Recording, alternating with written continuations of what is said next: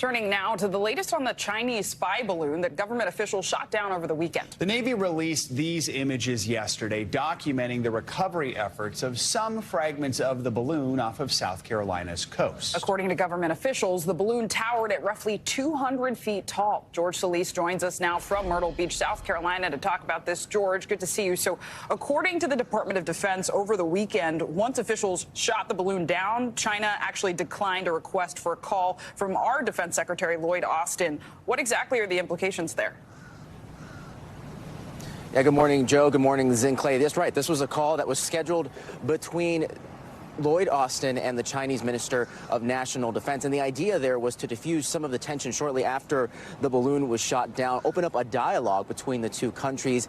Obviously, that did not happen. And all this, of course, comes as Secretary of State Tony Blinken canceled his trip overseas, further escalating the tensions between the two countries. Really shocking to learn these new developments as the Department of Defense released them yesterday. But again, only time will tell how this will further complicate the relations between the Chinese government and ours.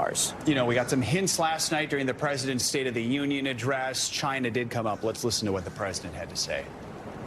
I'm committed to work with China where we can advance American interests and benefit the world. But make no mistake about it, as we made clear last week, if China threatens our sovereignty, we will act to protect our country, and we did.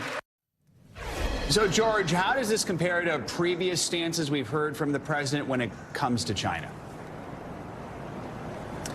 Yeah, Joe, I think you could say that this was a more direct response. In the past, the president may not have called out President Xi Jinping as directly as he did. There was moments of the speech where he ad-libbed and said, name me one person who would trade places with the leader. Again, further pushing tensions between the two countries. While there has been, of course, some dialogue in the past, during this speech, you could hear the president shifting his tone and really, again, calling out the leader. And interesting to note, of course, this comes as amid all of that criticism from the GOP for his decision to shoot down the balloon. Of course, that means that the praise has also been there from the Democrat side. But really, it's going to be a matter of time to see how the Chinese government responds to the president's remarks during the State of the Union. And we should note that during the GOP response, Governor Huckabee Sanders was, of course, very critical of the president and his response to the balloon. Guys?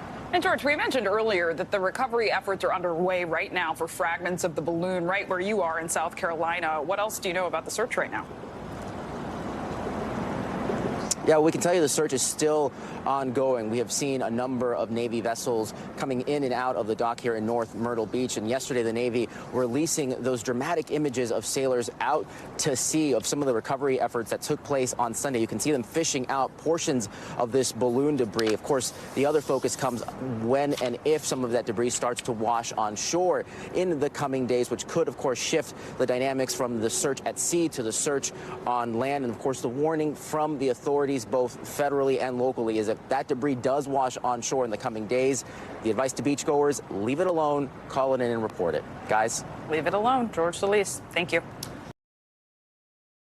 Thanks for watching our YouTube channel. Follow today's top stories and breaking news by downloading the NBC News app.